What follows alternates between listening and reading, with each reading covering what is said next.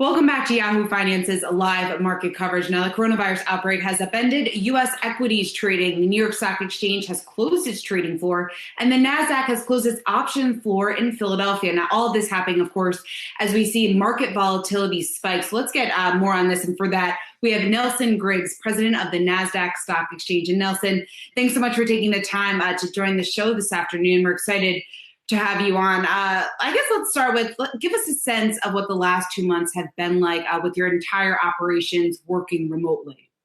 Sure. Well, thanks for having me. So historically, we are about a 4% work from home, and very quickly went to a 98% work from home. If you think about the exchange's responsibility, though, we have been through shutdowns before over Sandy, et cetera. But most of the BCP planning, the backup planning, is thought about in terms of days and weeks, not globally for months. So we did, very quickly put plans in place. We were pretty early on this because of what we saw happening with our operations in Hong Kong.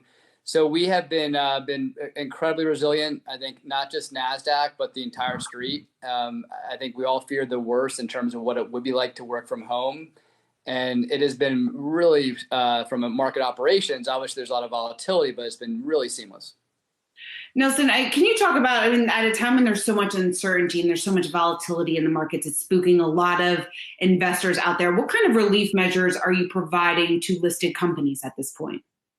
Yeah, I think the one thing that comes up in times like this, and we saw this as well in the financial crisis, is companies that are on what we call more the smaller cap end of the range, concerned about rules around having that minimum dollar bid price, minimum market values. And the SEC has been great to work with.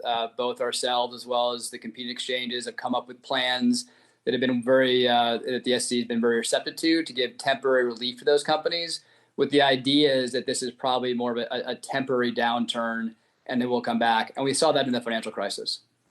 And Nelson, you talk about the fact that it could be a temporary downturn. We have shifted our focus almost, or I guess the direction of our conversation recently, talking about people getting back to work, the return to work here, and the potential return to, I don't know if we want to put it in quotes, but what normalcy will look like going forward. What do you think that could look like?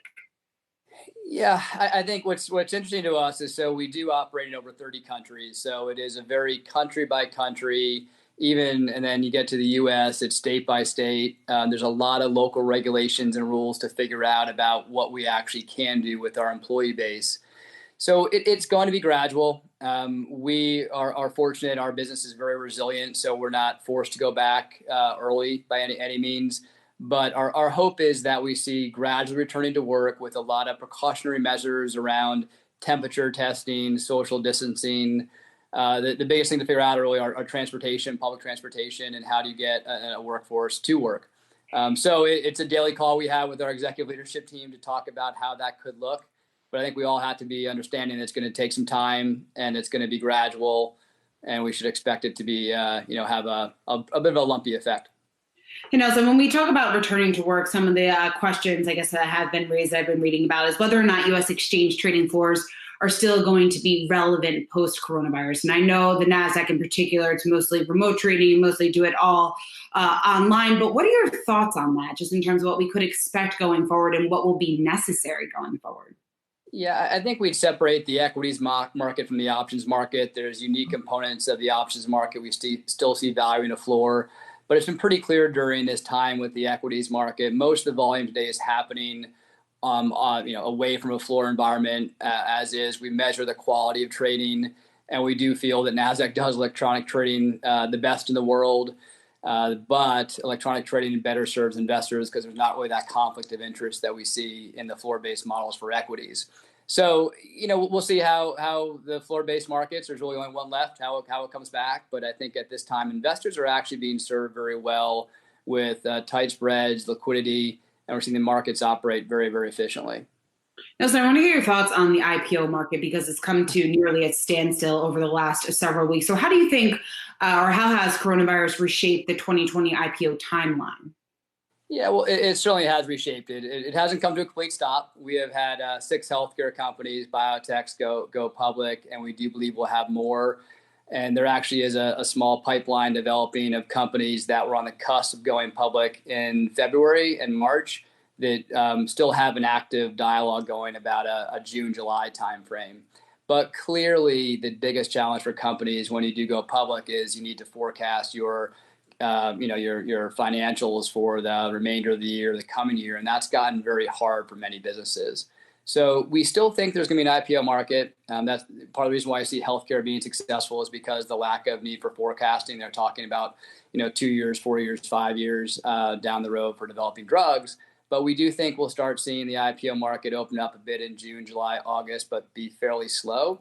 And then we do think it'll pick up more robustly as the year progresses. There's a lot of companies that would like to go. Yeah, Nelson, you mentioned that you've had 6 companies go public. How are you facilitating those virtual IPOs, and what exactly does that process look like at this point? Yeah, that's a great question. So as mentioned, we've been incredibly impressed with our partners, the trading firms, the banks that do trade through Nasdaq. So they can really operate as they do today. Nasdaq operates as we always have. We provide a very robust toolkit to companies, investors to go public, or the trading desks, and we have our team that does that. So that's been very, very fluid. The challenge for companies is if you think about what a roadshow used to be, it used to be going for 8 days to all these different cities on planes, and now it's usually been 4 days on a video. But I would say the deals that have come out have all been received very, very well. They've traded well. And I think that companies were able to get their message across, clearly enough to drive that investor demand. So different, but also surprisingly successful. Nelson, real quick, in your line of work as the president of the Nasdaq Stock Exchange, you talk to a lot of executives because it's in your line of business. What are you hearing from these CEOs? What are you hearing from these executives just about their outlook over the next couple of months? Yeah, and I think we see a little bit of this developing actually in the market and the performance. It clearly has been a market where technology, healthcare have done very well. The averages there, the Nasdaq 100, the Nasdaq Composite, the biotech are actually positive now for the year. Clearly value stocks in certain sectors have been hit very hard. So I think you do need to look at the market, look at companies on a very individualist basis. What does their sector look like? But clearly everyone says a lot of consistent themes. They think about their employees, their health, their safety, and well-being. And then depending on which side of the market they're on, it's either how do I accelerate through this and find new opportunities?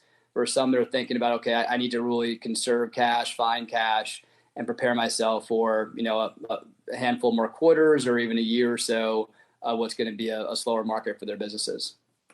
All right, Nelson Griggs, president of the Nasdaq Stock Exchange. Thanks so much for joining me today. Thanks, Ina. Thanks for having me.